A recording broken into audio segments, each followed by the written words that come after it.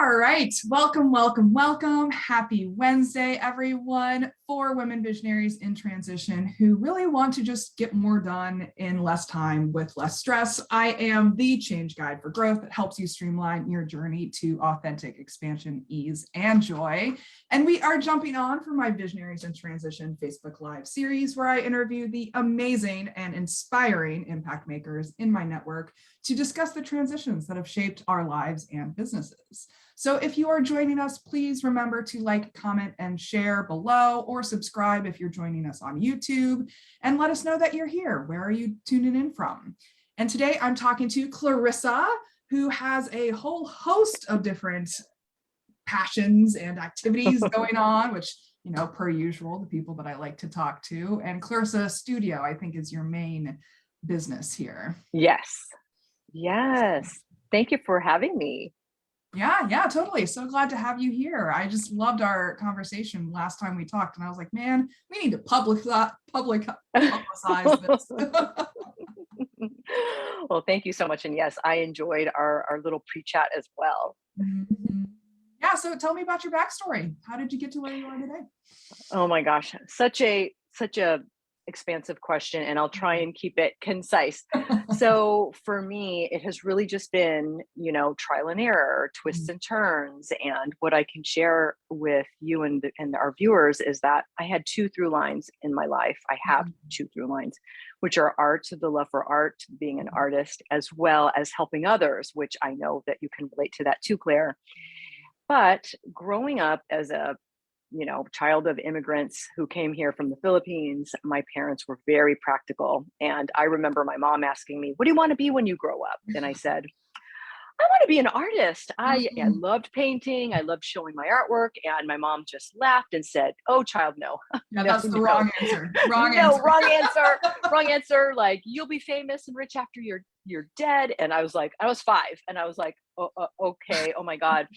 And so so I kind of learned early on, or at least I thought, like, okay, maybe I can't make the best decisions for myself. And so I kind of just put my passions to the back burner. Mm-hmm. And what I can share with my different career twists and pivots was always me just trying to come to being comfortable in my skin and finally doing what I really want to do. And so I think with every career change, every pivot, it got me closer and closer to where I am today. And I always knew that I wanted to work for myself. And I finally made that transition in 2021. I mean, a lot of people did. I think that was 2020 and 2021 was like the biggest years for especially women entrepreneurs branching out on their own. Absolutely. And, and it really was that, because I knew for a long time that I wanted to work for myself, but I was scared. I was I did little tiny steps along the way. And then in 2020, like when we were all forced to just stop, it was really a pivotal moment where I was like, okay, girl, what are you doing? It is like, it's time. Yeah. It's time. Yeah. Make the move, make the decision. Yeah, we were forced to do so much navel gazing. Like we were stuck by ourselves. We were stuck in our own heads. We were stuck in our own houses. And a lot of people were like, wait, do I actually like the life that I'm living? Yes, absolutely. Yeah. I know for me, and my last job was my dream job. I really loved, I was an internal professional development coach for a healthcare organization. I got to do leadership development and all that fun, soft skill stuff. Yeah. And I loved it. But then, after so many years, and then with the pandemic, about 85% of the organization got furloughed. Oh. And so what that meant for me was all these other responsibilities getting put on me. I mean, I'm thankful that I had a job, but still it was really becoming like, okay, this is really the universe saying, okay, I'm giving you more things you don't want to do now. Like, what are you going to do next? Yeah, I mean, so many people were furloughed, and like I even think that the furloughed people were the lucky ones because they weren't like straight up fired. They at least had a bit of a buffer to work with. A lot of people went into early retirement. A lot of companies were offering like early retirement packages for people, and I just thought it was incredible watching everything fall down, because I don't come from a corporate background either.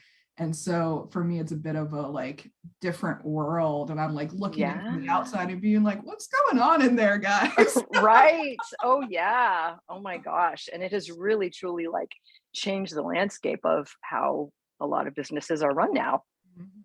Totally, totally. Yeah. So tell me about these transitions. What has shaped your journey in life or business?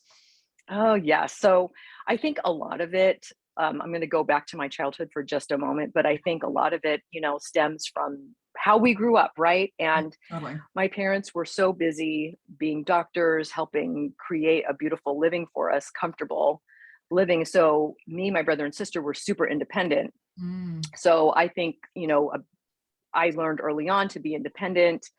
And then at 16, my parents put me on a plane, which I think nowadays at 16, I don't know if parents are, would be doing that now in these times. But I went to Europe and I lived with my aunt, and I oh, really got the opportunity to see what was beyond the yeah. United States and where I was very comfortable living. And so that really opened up my eyes to inclusion and different cultures, and just respecting other humanity that is Totally. different from me. Totally. And then with the careers, I just think it was just each of those transitions taught me something. And Mm. it was like more like nope, this ain't it, nope, this ain't it, nope, this ain't it. And Yeah. what can I take from each of those Mm. different jobs and different industries that I was in Mm. to help shape my business now and where I am today. Totally. Yeah. I often think of it as like gathering puzzle pieces. Like Yes, you're gathering I all of love these, that. or you can think of it as like little shiny rocks, whatever the little pieces are that you're looking for, is like you're just kind of gathering all of these pieces and you're like, don't like that one. I do like this one. So I'm going Right, to keep this one, and then eventually it absolutely. creates a picture of some sort. Yes. And sometimes there are Hmm. gaps. And so you're like, all right, so now I need to find blue corner pieces. Right. Oh, I Or I love need that to find analogy. orange center pieces or whatever you're missing. Yes. And then when Yeah, that I full love that. picture just emerges, you're like, ah. Yeah, I'm here. Like, I don't feel like I've ever arrived, but it's like, I've arrived for now. Well, it makes sense, like things click Hmm. into place and you're like, oh, I see how that Yeah. connects to that. And I see how that connects to that. And I see how like that experience prepared me for this experience. And like Oh, 100%. that all interconnects because of the Hmm. puzzle pieces, but like this piece doesn't necessarily connect to this piece, but it does eventually with the full picture. Yes. Yes. And I feel like with all of that, like I feel like I have come full circle, Mm, and I'm doing what I knew as a 5-year old that I really wanted to be doing in life, which is creating art, showing my art, mm, using it in my work, and working with amazing individuals who want to leave the 9 to 5 to pursue their creative passions. yeah, I mean, Yeah. we are so inundated with this myth of the starving artist. Like the artist trope actually was created around the time of the Impressionists. I'm an art history major, so I've done a Mhm. little bit of research on this. Because Yeah. previous to that time, most artists were sponsored by a patron. And Hmm. so they had their needs taken care of. And it was just around the like impressionist period where they started being like, I don't want no man telling me what to do. Yeah. And that's where that whole like starving artist bohemian kind of Hmm.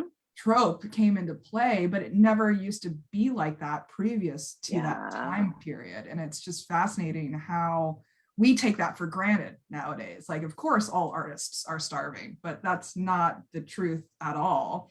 No. Yeah. I know so many artists that are, totally thriving, just doing what they love. And it's so beautiful to see.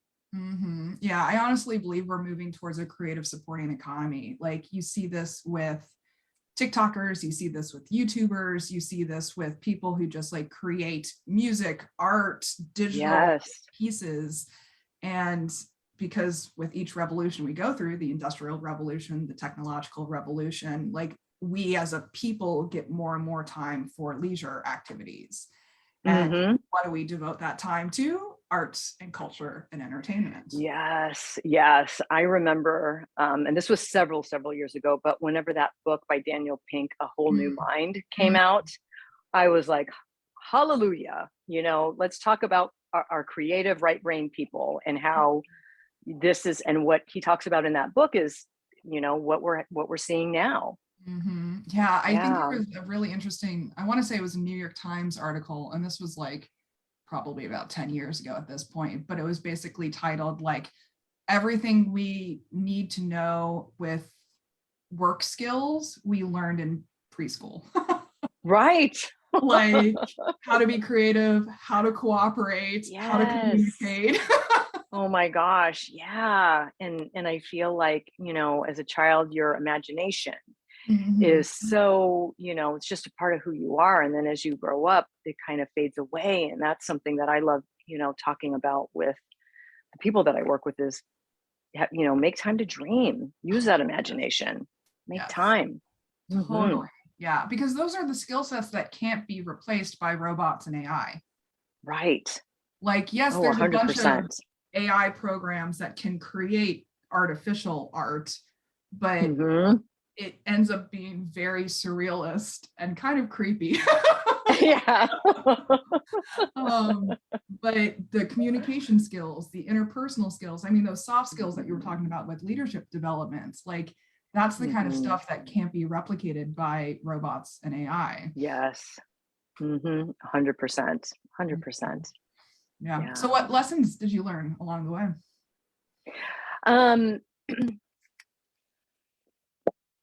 So definitely like to not believe everything you think, especially if it's not serving you.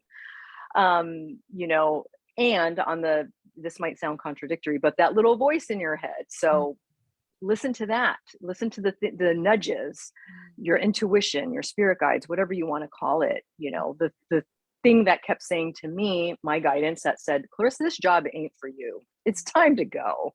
It's time to pivot again. Or, make that connection, call that person, reach out, listening to that inner guidance. And it just gets louder and louder if you don't listen to it. And just really also to, we already talked about this, but really just making the time to visualize. Yeah. And, really, what is it that I'm desiring to put out there in the world? What gifts do I have that I can share? And just coming back to that and being of service. So I think, really coming back to those things that I knew about myself as a young child and just living that and embracing it. Yeah. I mean, that intuition piece is so huge. Like I tried to start a business last year and it failed spectacularly. And the biggest lesson that I learned out of it was listening to my intuition. Yes. Because I saw the little, like they're whispers though. Like when you're talking about listening to that whisper, instead of like listening to the anxiety that's yelling at you, you have to like put that aside and listen to the whispers that are deeper. And they came up every step of the way. And yet I was like, nah, I'm not going to listen to you. Right. Yeah. And then, we get the lesson that we need. And yeah. Yeah. I mean, you're talking about things that I talk about all the time when it comes to like, I'm a big advocate for the healthy mind platter, and you're talking about like downtime, which is like daydreaming time. And then you're also talking about time in, which is that interoceptive self-awareness, getting to know your inner feelings, your inner guidance system, your inner beliefs and values, so that you can make better decisions, so that your actions are aligned with what you want rather than just being busy for the sake of being busy. Right. And just kind of like, looking to everyone else and copying. And then, as you were talking, another thing that popped up for me, and this is newer for me, but a lesson that I learned really is, the benefit of feeling all the feels, not just the good feels, not just the happy ones, not just, because that's the world that I tend to be in, is like power positivity. But, then challenges happen, you get maybe you don't get the result that you want in your business after doing a launch. And so there's those feelings that I used to just want to shove down and, not even deal with. And so that has also been a big lesson for me to just look at it, accept it in as neutral as I can. And, and just say, well, what did I learn from this? What did I learn from this episode here? And what can I carry forward? And that's not something that's encouraged by society. Like, especially as women, they're like, you can't be angry. You can't have like big negative emotions. You can only be like sweet and nice and positive all the time. And so like for the longest time, I didn't think that I could indulge in being angry, even though I was justifiably angry. Right. Yeah. And I was just repressing it for years and years and years and years. And then of course it blew up in my face. I know. And then it comes out sideways, right? A lot of the time where it's just like, you don't say anything, don't say anything, don't say anything. And then it's like, blah! So yeah, that was me too, for sure.